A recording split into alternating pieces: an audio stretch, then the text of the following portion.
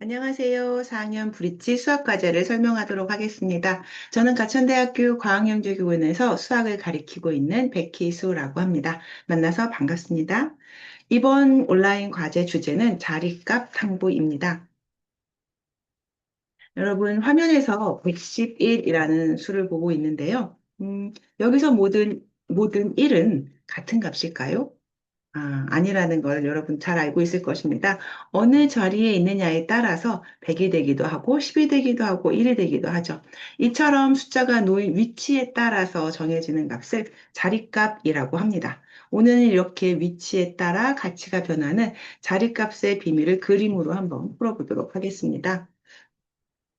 이번 과제에서 사용하는 그림 숫자도 우리가 쓰는 숫자와 똑같은 원리를 가지고 있습니다.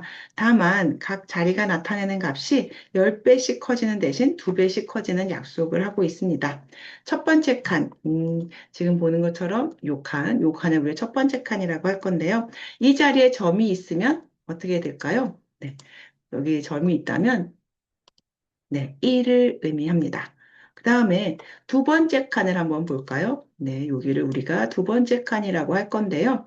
여기에 만약에 점이 있다면, 이 자리에 점이 있으면 그것은 2를 의미하게 됩니다.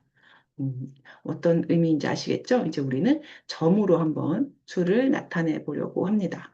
자, 그러면 넘어가 보도록 하겠습니다.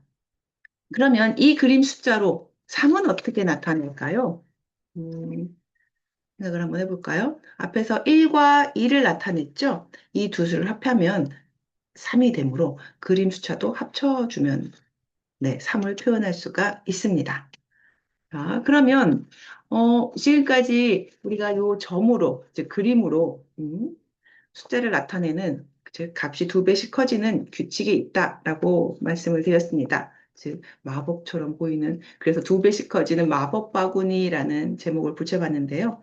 자, 그러면 이 그림은 얼마를 나타낼까요? 여러분이 알고 있는 수를 대답을 해보면 네, 맞습니다.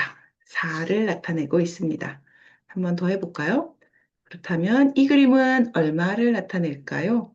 2배씩 커지는 규칙을 가지고 있으므로, 네, 맞습니다. 8을 나타낸다고 할 수 있겠죠.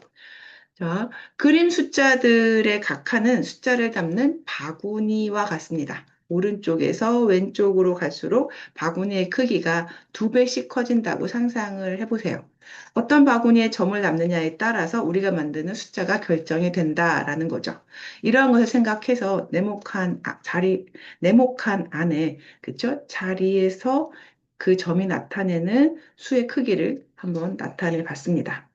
1부터 2배 커져고 2배 커져서 그쵸? 계속 2배씩 커지면 우리는 제일 큰 9번 칸에 점을 하나 찍었을 때 511을 나타낸다라는 사실을 알 수 있습니다. 자, 그러면 이 규칙에 따라서 70을 한번 그림으로 표현을 해볼까요?